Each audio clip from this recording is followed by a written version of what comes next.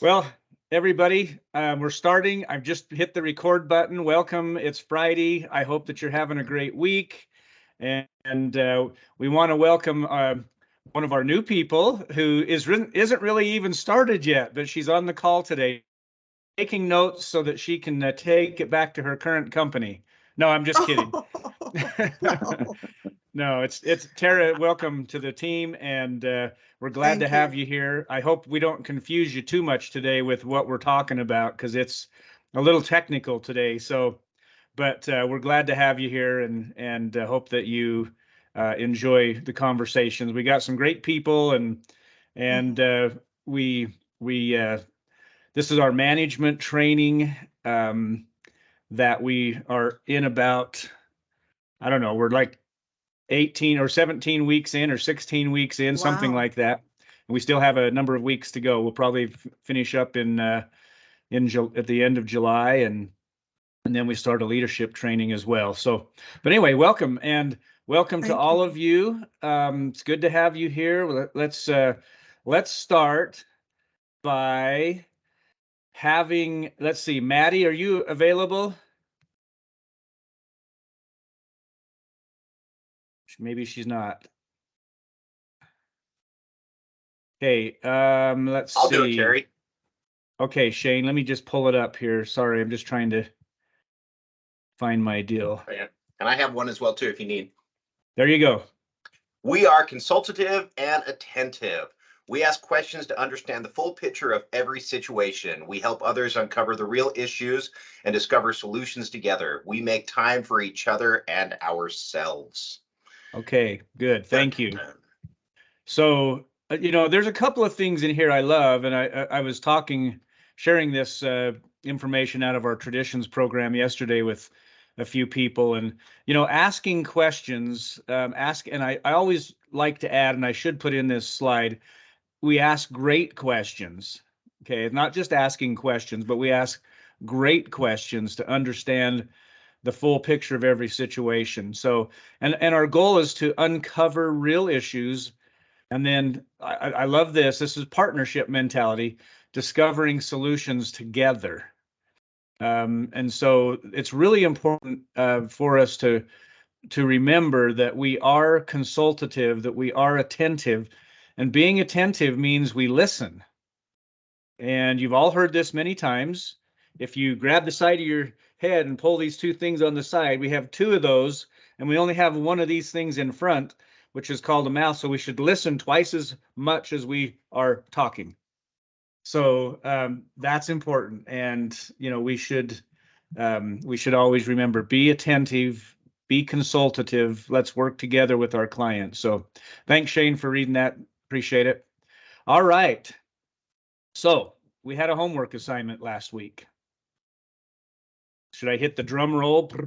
How many of you were able to take the assessment from Gallup? Okay. Yep. Bree, did you have a comment, or did you Nope, just just raise? raising my hand because Okay. my camera doesn't work. Okay. All right. Thank you. I figured that, but I thought, well, I got to ask because I don't know for sure. So we need to take those assessments. We got to get those. We got to get those in. If you did not take it, you need to take the assessment. Okay. For those of you who took the assessment, did you learn anything? Let's have somebody comment a little bit. What did you Yes, find out about yourself, Jason? I didn't like it. You didn't like it? It was totally different than what I thought I was, about. But it was, I mean, it was interesting. I didn't pay the money to see how far I went, but I thought I was more of an influencer, but I'm more of I guess, executing and relationship builder. And I don't know, I'm not sure why you would think differently. I think that you are a relationship builder, and I think that going out and getting the job done. I'm assuming that's what it's talking about, right? Yeah, like Yeah, an achiever ranger. Yeah. yeah. And when you say you thought you were more of an influencer, what did you mean by that? I thought I was more of an influence on people. Okay. And I guess relationship building is, but I thought I was, but I had none on there. Yeah. Which it's just it was, yeah, it was good. Well, But if you answer the questions honestly, you get a pretty good feel for that. And sometimes it isn't exactly what you thought, mhm. in the world of sales, for those of you who are salespeople, lots of times salespeople go, oh gosh, because salespeople are expressive, salespeople are talking a lot, and maybe you've shifted, or maybe you really weren't like that. I've never been a salesperson that was an expressive individual. That is not my personality style. And but I think being an influencer through quality relationships or building relationships is very powerful. So Right. if you think that talking a lot is an influencer, then it's probably, maybe it may not be the right thing. So um, through interpretive dance, yes, Shane. that's good. Haven't seen Thanks, that. Shane. Anybody else? Anybody else take the test that you saw a few things? Ashley, Labrum, you said you took it? I did. Mine was actually very spot on. So mine was a developer and individualization and empathy. So it's very much about developing people and seeing people for who they are and being able to put people with different personalities in the same room and make them work cohesively together, like in a way that is synergized instead of conflict driven. Yes. And so you thought that ultimately you were pretty close to what you thought you would be. Yeah. Yeah, good. Anybody else? I've had a lot of time to sit with mine. And so I took the Strengths Finder first, probably not quite 10 years ago, probably more like 8 years ago. And I've retaken it 2 other times and tried to use different emails to see if I'd come up with different answers. I just wanted to check. Nope. Apparently I am who I am, which I just thought was an interesting thing. Yeah, I think that is interesting. Yeah, Techie? I did the same thing as Joe, where I paid for it again. I'm like, is it different? And it's no, it's the same strengths, and I think mine aligns well. I was more of a futuristic and arranger personality, where I like to see things in the future, but I also like to organize things as well. So Yeah, yeah. So Bree, did you have a comment? Actually, so I took mine for the first time probably 8 to 10 years ago as well. And mine has changed dramatically from my first two from 10 years ago or 8 years ago. I had positivity and empathy as my first ones, and now it's changed to strategic, individualization, futuristic, relator, and focus. And I actually did pay for the rest, and now positivity is not super low, but empathy is pretty low now. And I think I took this at the start of my recruiting world, and then now it's like I've lost the empathy a little bit since I've been in recruiting. Yeah. So Well, and things can change, I mean, mindsets can change a little bit. So I think that's an important thing over a longer period of time, probably. If you're doing it in a short period, it shouldn't, but over a long period of time, very possible. So I just pulled up mine, just so you can see. This is the certificate of talent for that you can kind of print out for yourself. It's basically a summary of the top 5. I will be paying for the larger report and also paying for some other things just to see if these are. And then Kyle and I will get together and talk about, is this what we want for everybody to get the more detailed report or whatever. But yeah, I mean, these are things to look at. I think sometimes this is the problem a little bit with getting into these types of things. We sometimes, and I went in with just, okay, I'm going to answer as honestly and transparently as I possibly can, because this is about strengths and talent. This is not trying to manipulate for a job interview. Okay. And so, sometimes we do that. If we take like Rembrandt or we get into something else, maybe we're trying to, do that so that we can say, gosh, I got to do well on this test so that I make sure that I get this job. Where when we took these assessments, this is about learning about yourself, learning about how you answer questions that are going to reveal things about your strengths and your talent. And so I think it's really important when you take it. So if you haven't taken it, please take it. If you've got your code in your book, in the back of the book of It's the Manager. So make sure you take it and be honest with yourself. Be transparent with yourself. Answer the questions as you really would answer them, because there's no manipulation. This is not about right and wrong. There's no right and wrong with this. It's about, who you are and the things that you gravitate to. Joe? Yeah, Carrie, Kyle, Scott, and I were in a mastermind a couple months ago, and I think it was actually Scott who brought this up as a topic of discussion of these. And whew, I've never seen, a handful of executives get so heated about something as it was assessments, and it was one of those few things where everyone had an opinion on it, which is so interesting as we get further into today's training. But just as Carrie was saying, this if done for an interview and selection process, if you can use that to guide your questions, that's wonderful. But using it to make a full decision it's such a challenge, right? Yeah. To think that we can reliably rate somebody on such little information. Yet more information is helpful. So how do you use those things? But to Carrie's point, this is about self-discovery. And I put into the chat kind of what we talked about last week as well, which is it's free. It's called understand.me. And it has a bunch of different assessments where you can put it all into one fun place. And if you want to, you can share it with everybody else. So ultimately, I absolutely love being able to see it I love being able to see all of mine. But again, this is about self-discovery. And then in addition to that, who does not want to be understood more? And who also doesn't want to understand other people more? And this is a tool, not necessary, not part of our training that says you need to be doing this with your people. No, it is just a tool that says if you're on that journey of self-discovery and trying to learn better, this is a great tool to help you with that. Yeah, thank you.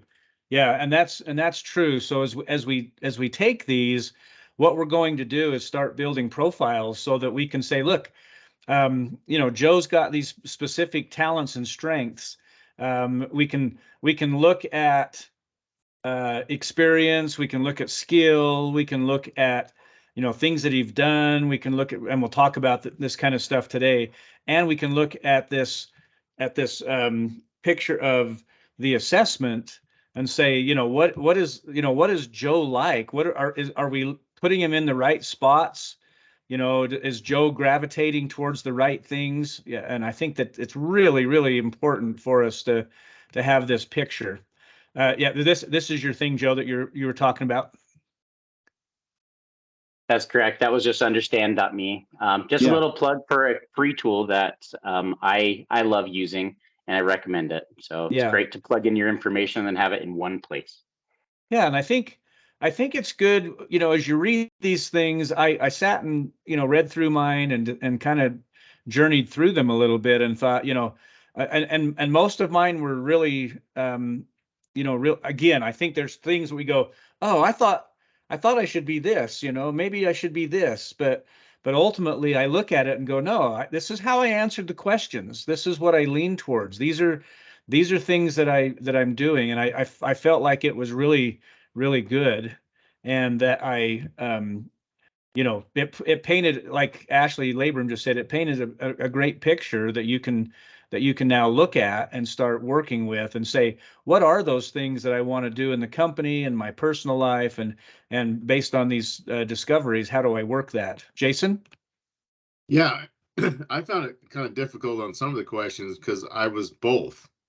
And so I wish they would have had a button that said both, but you just had to remain neutral, Right. which was very hard for me to do.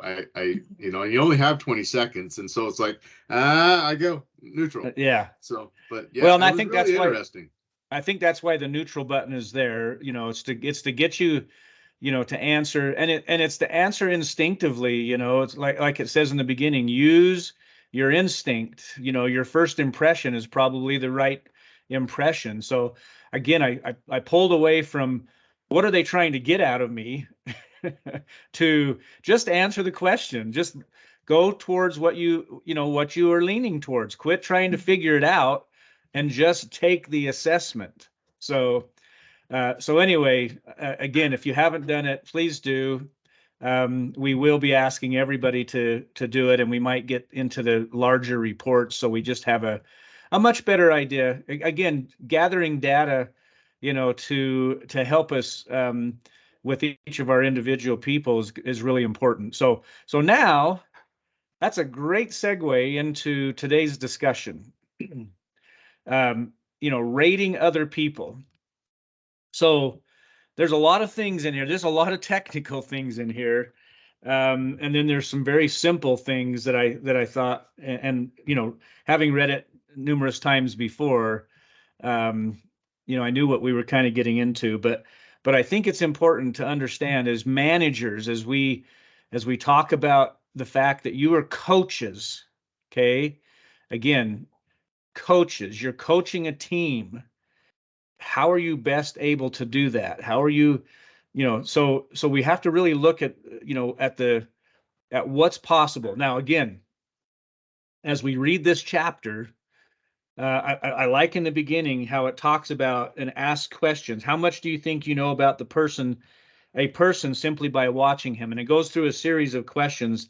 How about his style of thinking? Are you perceptive enough to see his patterns and pinpoint, and so on and so on? It gets to the point where it says, maybe you are that kind of manager, and great managers know how to do this, but very few people really do. So maybe you are that person, capable of being able to rate more, correctly, but most of the world is not. Okay, most managers are not. They don't have the skill, they don't have the training, they don't have the data, and so we end up doing the wrong things. But what did you learn? As we get into the beginning of this, what did you learn yourself about the world and how things are rated and that sort of thing? What were some things that popped out to you in reading this chapter? And hopefully you read it, because that's number one. That's important. Joe? I can always say something, but Maddie, why don't you go first and I can add to. I just wanted to warm up the audience a little because I always have something to say. Yeah, I think the biggest thing that stood out to me, it was right at the very beginning, but it said the rating scale says more about the person rating and then the person that you should be rating. Like someone might lean towards 3s and 4s all of the time.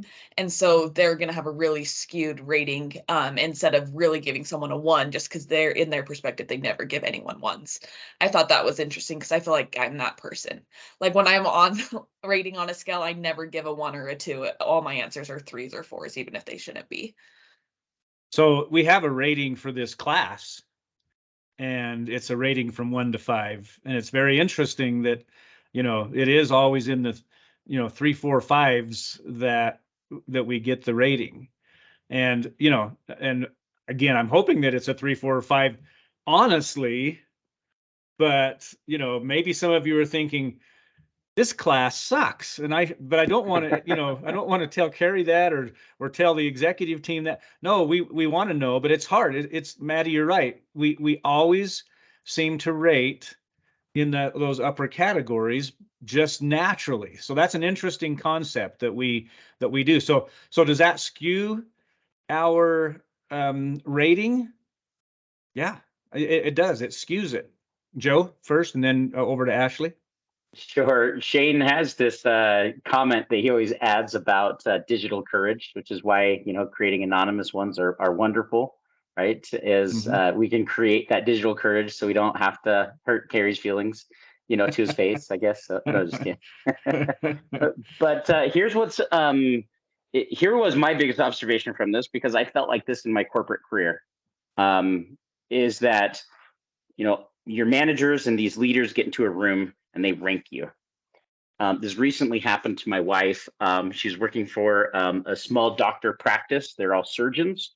They're kind of oblivious. And then their leadership, they've had a change in leadership. And then they went through and ranked everybody. And then that ranking got leaked. How do you think the employees felt about that? I mean, they wound up with a lot of issues on this. And so here's the point. It's like, so do we still have to rank people? Maybe, but I never enjoyed the experience of knowing that my performance is being ranked. And just like it said in this thing, that you want the best of you being shown in that room. And, who's the best person to share that? Well, it's you, but that's not a representation of you in that room. And it's also not a representation of you as a whole. And it's also skewed based off of their biases, it's skewed based off of so many different things. And just to the point with what happened with my wife is all of her buddies got top scores, right? And not her buddies, very low scores. So as you can probably imagine, my wife is more of a person who just says, this is what I think. and I think it's great. And so it's not meant for being a buddy. It's meant for, we've got work to do and let's get that work done. And that's one of the things I love about her. But it's to this point that reliably rating people, it's exceptionally difficult. And then they also said, what kind of raise should they be getting based off of this skewed data? Yeah. And we don't know how skewed the data is sometimes, how contaminated it is. So I think that's important. That's good. Ashley Labrum, did you? I was just going to say, Ashley and I ran into this ourselves once. We were going through a review with an employee, and we kind of had wildly different approaches to a few different things, where I was like, no, I mean, it's okay. So we're going to be in this area. And she was like, no, we're going to be here. And it was interesting to see that I was much softer about those things and much more. It's probably not that it wasn't accurate necessarily, but it definitely was through the lens of how I would want to be graded on the situation, more so than Ashley hands-on seeing it. And her approach was definitely more, probably, it's not necessarily fair, but it was definitely more even-keeled, I guess would be the term. Yeah, we think. So we don't. So everybody's, like, each one of you are so unique in your own personalities. You took this assessment. You're all very unique in your strengths and stuff. We're unique in our personality styles, in how we do things. Some people are more aggressive, assertive, expressive. Other people are more analytical. Others are more on the softer, nice person type of thing. Don't want to offend people type stuff. Those all play into this. So, as we're doing this, we have to go, wow, how do we rate people? How do we make decisions? I mean, this is an important thing. You're talking about people's lives, you're talking about their income, you're talking about their future career path. And a group of people, sometimes people that don't even know you at all, are rating you. So that's an interesting, way to look at things. So what else did you learn? What are some other things that kind of came up?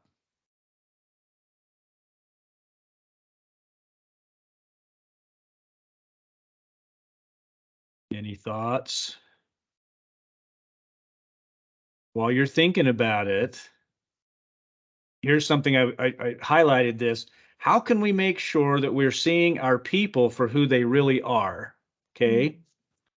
This is a wake up in the middle of the night sort of question for senior leaders, because they worry that their team leaders might not, in fact, understand the sort of person the organization needs nearly as clearly as the senior leaders do.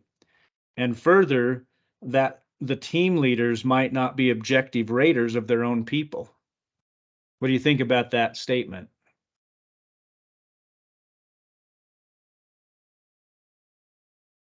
Hello? Tung, tung, tung, tung, tung, tung. Sorry, I had to Anybody add there? sound effects. Thank you. The sound effects. So what do you think, you guys, when it comes to that? How, as senior leaders are looking at this and saying, hey, my management team, I'm not sure, that they are objective raters of their own people. Before you read this chapter, did you think, oh gosh, yes, I am very good at rating people? Or did you think, man, this is kind of a wake-up call for me? Yeah. So I we're felt that a wake up call for me for sure. I feel like me and Joe and Ashley are the only one answering. So I didn't want to speak up, but yeah, it was You're a fine. wake up call. Yeah. Good. Go ahead, Joe. Joe? either that or based off of our personality profiles, me, Ashley, and Jason have the biggest problem with silence. So That's you know, probably true. 100%. that was kind of fun, Jason. Thanks. Yeah. So I guess the first step to having a problem is admitting you have one, right? So it's like Jason said, it's a wake up call. I like that. I also think that again, going back to that executive mastermind that we were in, there was so many and very sharp opinions. In addition to that, I think we all think of ourselves as good judge of characters. In addition to that, we're in recruiting, and so we're evaluating people and making snap decisions every single day about whether or not to put someone forward for a job or not. Mm-hmm. And we're already in a position where we have to rely on those instincts. And so the questions that we have to ask ourselves is, are those instincts right? Well, experience. So do anything for, 1,000 hours or 10,000 hours, you're going to get a little bit closer to that based off of the types of roles and responsibilities. And I don't know if that necessarily means that we can reliably rate people, but I do think that it means that we can reliably say, listen to our intuition. And then if we can follow up with 3 types of questions, seems like, looks like, or feels like, because you might be projecting a feeling onto the situation that's not true. And so what's the best way to get more information? It's asking questions. And if you can do it in a way that doesn't make them defensive when you're in these interviews or in with your team members and you say, hey, since we're here, Arturo, when this issue happened, it seemed to me like this was what was going on. Is that right? And instead of being on a different side of the table and saying, hey, this happened, why did you do that? It puts us on the same side of the table with an opportunity for coming up with a solution together. And so I wish I could take credit for those. Those are Never Split the Difference from Chris Voss. Seems like, looks like, feel like are amazing tools to help you get on the same side of the table with your people. Yeah. Shane? I like what you said, Joe, because that made me think a lot about the 7 habits of highly effective people, where it's seek first to understand, then to be understood, right? Figure out what's going on in their worlds, figure out what's going on before you just jump to conclusions. Right. And we tend to jump to conclusions all the time because we are in a stressful industry and a stressful world. That is so true. And so there's so many things that go on, right? I read the chapter again. It's sitting up on my nightstand, and so I'm looking over here at the cliff notes that I found online. And it's interesting because it says here is although we are not reliable raters of people, people can reliably rate their own experience. And that's cool to me. Yeah. That's what it's about. That's what this, if you recall, if you read the chapter, the whole chapter is based upon your own experience with somebody, not trying to reliably rate them, but rating your experience with them. So Joe, you brought up some questions, and there are 4 questions that are in the book. And I'm just going to read through these. So Again, these are questions we can be asking people. We could ask a question about the quality of the team member's work, such as the one from earlier. Do you always go to this team member when you need extraordinary results? So this is questions to the managers, right? To the team leaders, to the ones doing the rating. So do you always go to this team member when you need extraordinary results? Now we're rating that experience with them, and our own, it's something that's we're actually rating ourselves. The next one, we could ask another about how teamy a person was, not by asking the team leader to rate the person on collaboration or cooperation, but instead by asking the leader about what he would do or how he would feel were he in the presence of someone who is highly collaborative. And this is the question: do you choose to work with this team member as much as you possibly can? So think about that. So here's a good little practice. Okay, I want each of you to think about somebody on your team. Okay, and if you're not currently managing a group of people, then just think of somebody in the team as well. But if you do manage a group of people, then let's just pick one person. Okay, I'm not going to have you share it, but just pick one person. And let me ask this first question again. Do you always go to this team member when you need extraordinary results?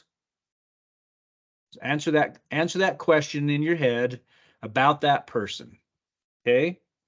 Do you choose to work with this team member as much as you possibly can? Okay? Interesting question. Why would we ask that? What does that mean about us? What does that mean about that person? They're reliable. They're reliable. That's your go-to person, right? You know that if you give them a task or if you ask them to do something, they're gonna follow through on it, and so you trust them. Mm-hmm. Yep. And go further though. So why do you choose to work with them all the time? Maria, you had a comment. Oh, I don't have a team, but I am unfortunately the go-to person. Yeah. Because I am trustworthy. I do get the job done. I make sure, that if someone needs help, I'm there to help. So I am that person everyone knows they can come to. Yes. Perfect. It's exactly right. So this is a good way to analyze yourself as well. So again, back to that question, do you choose to work with this team member as much as you possibly can? Why would we want to know that? Why, what, so the first one is more about extraordinary results. The second one is, it's almost like gravitational. Why are we wanting to work with this person as much as we possibly can? John? Well, I think that, at the same time, like Shane said, if that person's reliable, doesn't that create a little bit of a bias? You go to this person all the time, right? He's the team member that you go to all the time to achieve something that you want to achieve. You also tend to gravitate towards that person because you have that bias now. Yeah. I think the book is talking about the fact that as people, we are very unreliable at rating other people.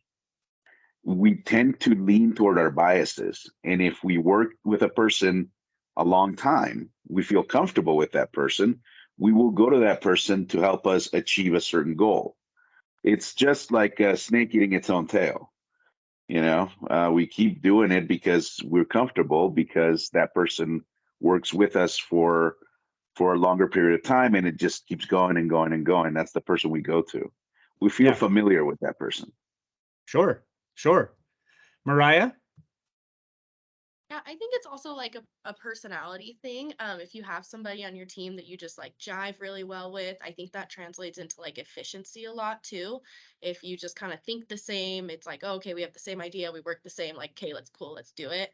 I think it also has a lot to do with that just being a more efficient, like streamlined process rather than not somebody that you would necessarily like argue with or disagree with, but somebody that you have to take some more time with to kind of like find a middle ground.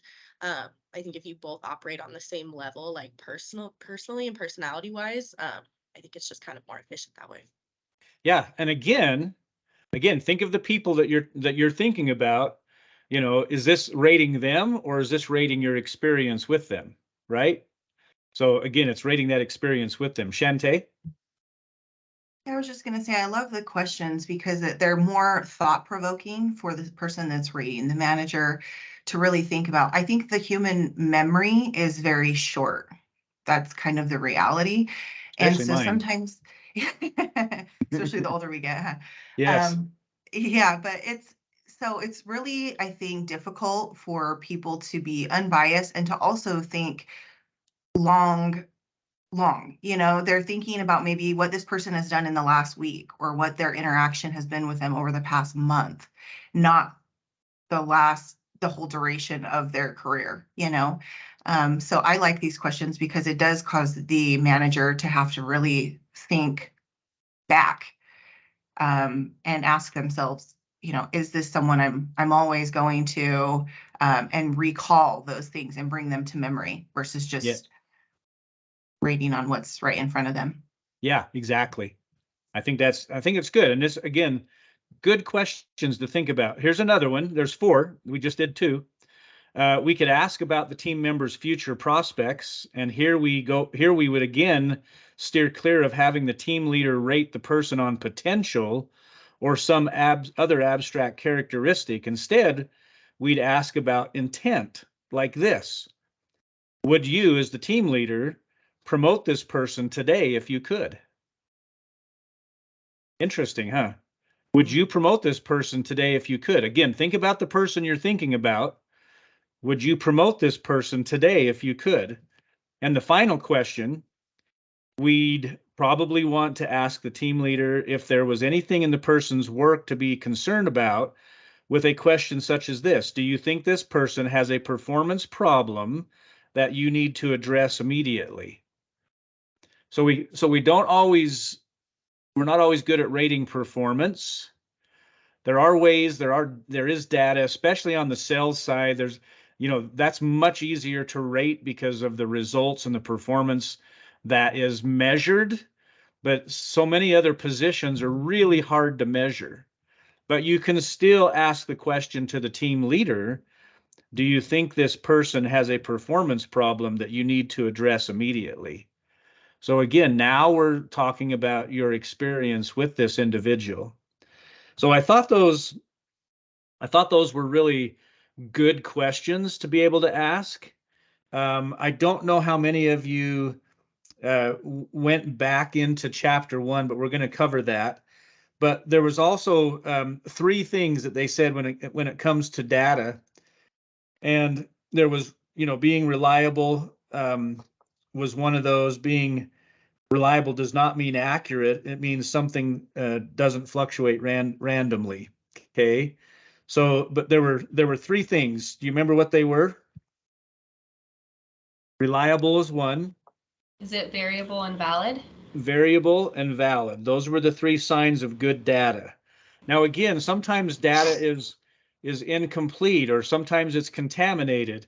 It talked about, a person having poor data and rating, as a group and saying, oh, well, if we do this as a group, we'll average it all out. But what if the whole group has contaminated data? Does having more people make it correct? No, it doesn't. It's not. Because it's still contaminated data, which makes a big difference in how we're going to rate. So sorry, okay. So let's go back to chapter 1. Okay. If you could all find chapter 1 in your book. Mine's electronic, so I'm there now. I want you to go, you're going to go through a few pages until you get to the 8 aspects and questions that you have. Okay. And you guys tell me when you're there. I've got it showing as page 30 roughly in my electronic book, but I don't know what yours would be. So it's basically there's eight questions, or basically comments. They're aspects, and I think that these are really good. Page 18, Maddie. Okay, page 18. Has everybody got that? Okay. So let's think about these. They're broken down, which I thought was really good, and we'll talk about those.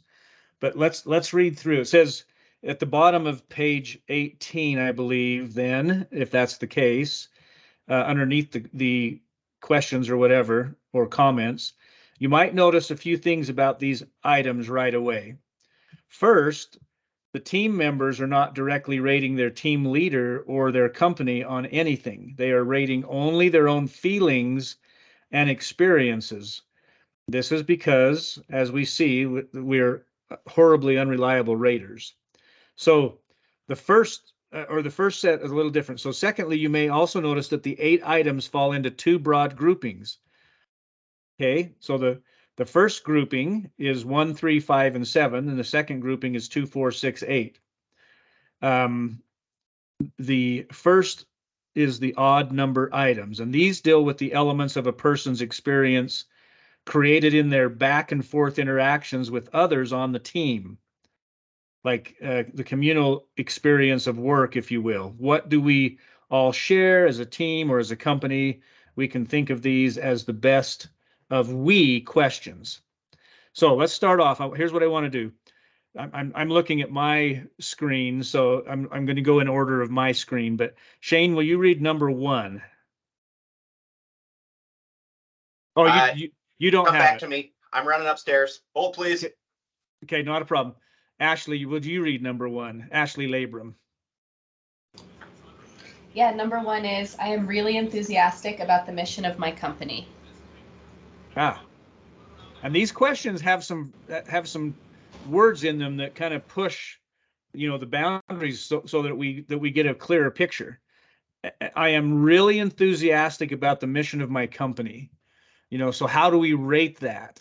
Again, these are similar to the Q12 questions, and some of them are the Q12 questions. But these questions are to help us understand this person a little bit better. So we would ask them to rate this.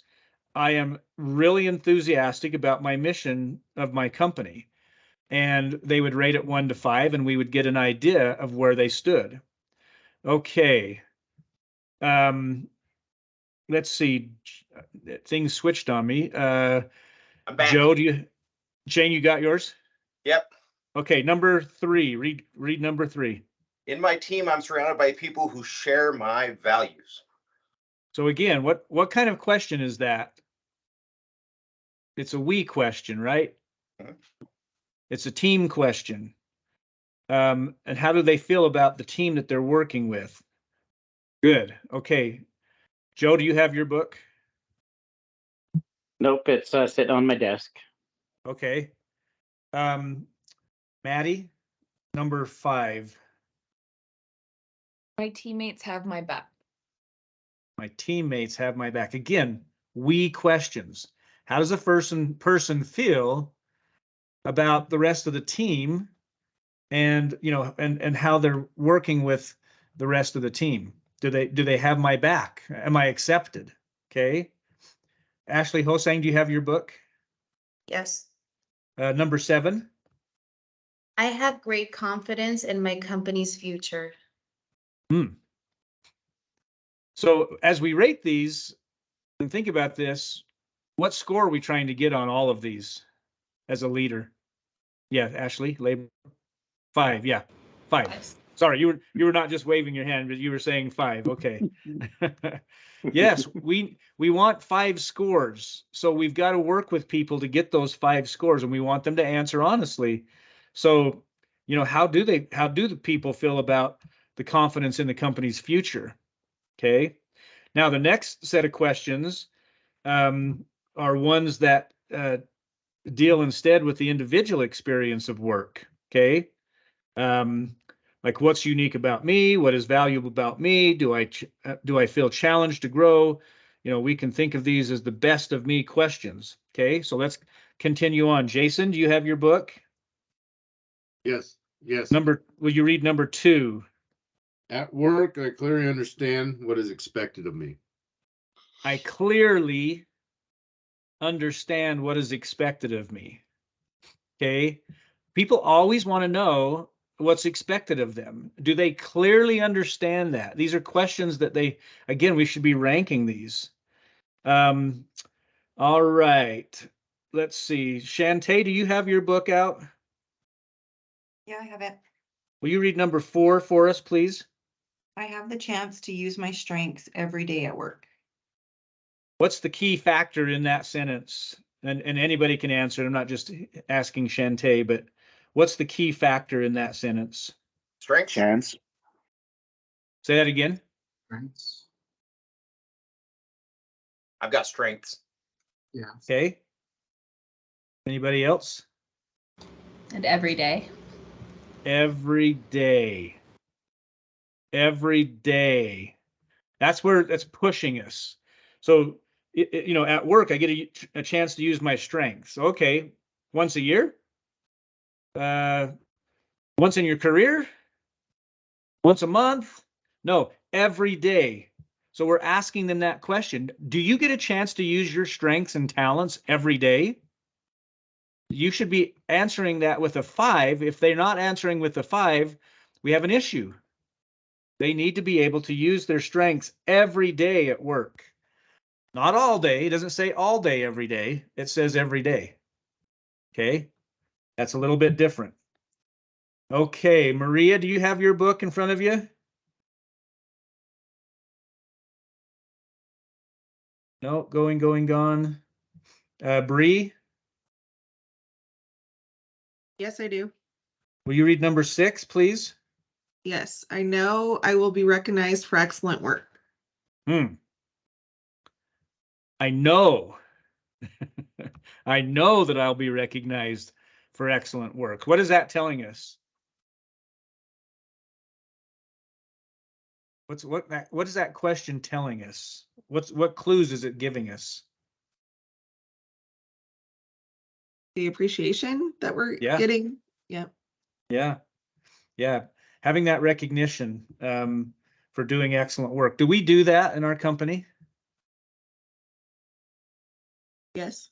No, we never do that. We don't like to recognize. No, when we have our all hands, we definitely try to do recognition. Yeah, we're going to do it today. We're going to recognize people, and individually, team leaders, managers, coaches should be doing that, regularly as well. John, do you have your book? Yes. Did you read number 8? In my work, I am always challenged to grow. Okay. What's another key word in there? Always. Always. I'm always challenged to grow. Okay. So again, when you think about Q12 questions, and I know, Tara, you're probably looking at some of these and going, what the heck? You'll get a chance to understand what those are. But when we look at Q12 questions, and a lot of these come from Q12, there's specific things. Those things are laid out. It's just not random questions in Q12. They're laid out specifically in a certain way. These questions are laid out in a certain way. Wouldn't it be great when you're doing, one-to-ones with your people, that you ask these questions and get a feel, have them rate, just rate those questions. I think that's an important part of, of where we want to go. So if we go back to the chapter 6, and it talked a little bit about the Cisco experience and kind of some of the things that they discovered, and they had, very reliable, very variable and valid data. It said Cisco has discovered, when team members feel strongly that they understand what's expected of them, that they get used to their strengths, they get to use their strengths frequently. So all of the questions we just went through, they kind of use that to really work with their people and get a much better feel for what's going on. Okay, so to boil all this down, because again, and there's a lot of other technical stuff in there, as we think about this and we boil it all down, what's the outcome? What's the end result of this chapter? What's it trying to tell us on what we should do as coaches and management? What should we be doing?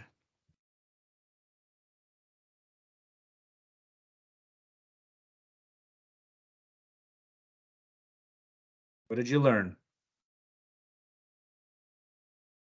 To me, it is that we should start making these Q12. We should start making the evaluations to our team because, and this is something that it knocked on me. I'm always analyzing people. Everyone knows that. And sometimes we need to understand that human judgments, they can be influenced by subjective factors, personal biases, probably too by limited observations or other things, or relationships, because and that's something that Joe was mentioning earlier. Sometimes because you have a better relationship with some teammates than with others, you should not let that lead on your perspective, sorry, of everyone in your team. So that is why we should continue going to assessments. Yeah. Yeah. And I think the assessment, when you think about this, wouldn't it be cool if you had an assessment from, a good report, a good solid report sitting in front of you about the person's strengths and talents, and you're asking these Q12 questions, and you get a chance to ask that question, and do I get to use my strengths every day at work? And you already know what those strengths are because you're sitting there looking at them, and you can really look at that and say, they rated it a 4. So how do I get to a 5 based on their strengths and talents? What am I not doing as the coach to make that happen for that person? I mean, this is a really powerful tool. I think it's important for us, to really look at that. Any other comments about, Techie? Yeah, I really love this because it really have a very, for me, it's a very good structure and standard on, how to measure, not necessarily performance, but how to understand and gauge where our people are at, and then what we can do to support them and help them grow and help them feel more or less a part of the company and really work towards their strengths so that we can also just maximize the most we can do with them, and then create this culture and environment where everybody are just going to be their best selves, because we know where the problems are going to be, based on the low ratings, and that now we know where we can improve and make sure that we really create a strong team. Because I think the overall lesson from this whole training is people are our most valuable assets, and they're what's going to determine growth of a company.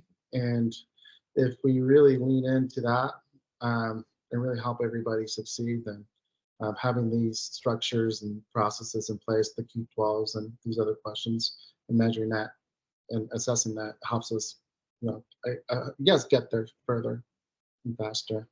Yeah, so right fit. We want to make sure we have a right fit. We're making sure that people are on the right path for them, that we're putting them in the right spots. So I love towards the end, the very last page of the book, and it talks about, you don't want someone to be in any room pretending that they have a reliable measure of who you are. Okay. There's going to be pretending, and like, do you want that as the judgment of your future? So it's really hard, but it says what you want in the room is different, not the truth of you, but just the truth. You don't want to be represented by data that attempts arrogantly to divine who you are. Instead, you want to be represented by data that simply, reliably, and humbly captures the reaction of your team leader to you. Captures the reaction of your team leader to you. That's not you, and it shouldn't pretend to be you. It's your leader and what she feels and what she would do in the future. And that's enough, truly. Okay. So as we think about this, I think it's really important for us to realize we have to be really good at understanding the best we can of people, but we also have to really understand our experiences with them. And that's the best we can do, really. We can gather as much data, and that's good. We should try and do that if it's reliable, and variable and valid. But we've got to be careful. But we can use those 4 questions and these other things to help us, judge our experience with this individual. And that's what we need to be able to do. So now I want you to take out a piece of paper like we have in the past, or your computer, or whatever it is you write on. Maybe it's the palm of your hand. I don't know. If it is, it'll be there for maybe the rest of the day. You'll get a chance to look at it. So write down one to three things that stood out to you today in our discussion. What jumped out to you when you read the book, when we talked about stuff, things that we discussed, somebody's comment? One to three things that jumped out to you today, and how do you think you might practice using that in the upcoming week? Give you a second here.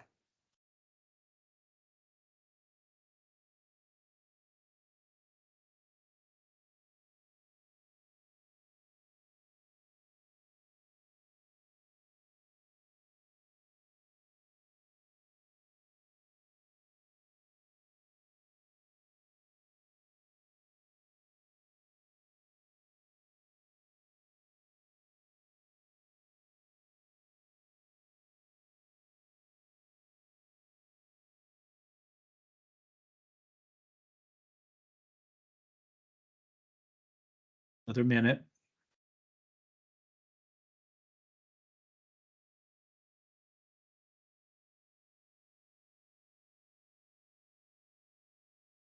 Joe, I don't know if your face is frozen or what, but you have a nice smile on your face. That's good. Okay, now I know it's not frozen. It's Friday. You must be really happy today. I don't know what it is. So, okay. I'm going to start off with Mariah. Mariah, what's one thing you wrote down that jumped out to you today? Yeah, I really liked I liked Maddie's comment at the very beginning of the discussion about just kind of like the general overview of the chapter, how when you are rating people, most of the rating is actually a reflection of yourself. Kind of like you think you're looking through a window, but it's actually a mirror type deal is what that made me think of. Yeah. That really stuck with me throughout like the rest of the discussion. So I really liked that. Yeah, and then the book talks about it being a reflection instead of being a window. So that's really good. Thank you. I like that. Shantae, what about you? I'm going to pick on family. My thought was kind of along the same thing actually as what Mariah said, but I wrote down that I need to be kind of asking myself these questions with my team members every time I engage with them, not just when it comes down to review time or one-on-ones, but prior to every conversation I have with them, to try to look back and find things from past experiences or longer term memories to bring into the conversation, and to make sure that I'm giving them the proper credit and accolades that they deserve for those things. Yeah, great. That's really good. Thank you. Arturo, what about you? Something that really stood out for me was same thing that Mariah mentioned, but also how much time we spend uh, with the people around us. We have our top talent, and how much time are we spending with them? And also, one of the chapters that from the previous book, one of the keys it was, do you spend more time with your top performers or with your lowest performers? And why is that? So that really stood out for me a lot. Perfect. Very good. I love it. I love it. So you guys, thank you for being on the call today. I know it was a little more technical in this chapter, and you know, I hope it pushes. Are we still going to rate people? We probably will. I mean, it's human nature. It's kind of how we judge, you know, but I hope it's opened the door a little bit to some other ways that we can do that more effectively, some other things that can help us. Kyle, yes. Yes, I've been listening here, and I apologize for low participation today. I've been doing commissions and payroll and things, and just getting a holiday week done early. So I do appreciate all the comments out there. I really loved how we got into biases and things like that. The thing I'll say is you'll get to know your people over time. Spend time with your people. Assessments are interesting. They do give us, sometimes they surprise us with like, wow, I never thought about that about me or whatever. And there's some truth there. Spend time with people. That's really where it's at. And get to know your people. Have meaningful discussions with your one-to-ones. And over time you learn to work with their skills and their talents. You learn to best put that person in the places that they need to be working. And so really my takeaway from years and years of these assessments and just experience with others is just that. Spend time with people. Yeah, very good. Thank you. I think that's really important. And that becomes, you know, one of the great assessments is, you know, being able, again, to rate your experiences over time with the people that you deal with. And I think that's the whole point. So thank you again. Have a great weekend, everybody. I look next week, Ted will be actually doing the class on goals and planning and that sort of thing. Tara, did you have a question, comment? Just a comment. I wanted to thank everyone for allowing me to join you today. I've learned quite a bit. I'm looking forward to joining the team, and I am very confident in the success of the business and the company. And I'm looking forward to using my strengths to overcome challenges and to learn even more so that I can build myself up as well. So I just wanted to, I know I haven't read the book yet, but I will catch up and get to that point. But I just wanted to thank you all for the opportunity. It's been a pleasure so far. Yes, and great. And we're looking forward. July 10th, is that right? I'm sorry, I didn't hear you. July 10th, is that when you're coming July on board? 10th. Yes. Yeah. Yes. Awesome. So very good. We're excited to have you and glad that you could join us today. Maria, did you have a comment before we jumped off? Not really a comment, but I wanted to apologize because I haven't sent out the surveys in 2 weeks. This is going to be our 3rd week. So when I send it out today, you guys are going to get 3 links. So make sure you guys select each link to do the survey. Okay. No, that's good. Very good. Thank you. All right. Next week again will be Ted's deal because he couldn't do it this week, and then we'll be back on another chapter after that. So have a great weekend, you guys, and looking forward to talking all next week. Take care. Take care. Thank you. Take care. Thank you, Carrie. Great work, Carrie. Thanks.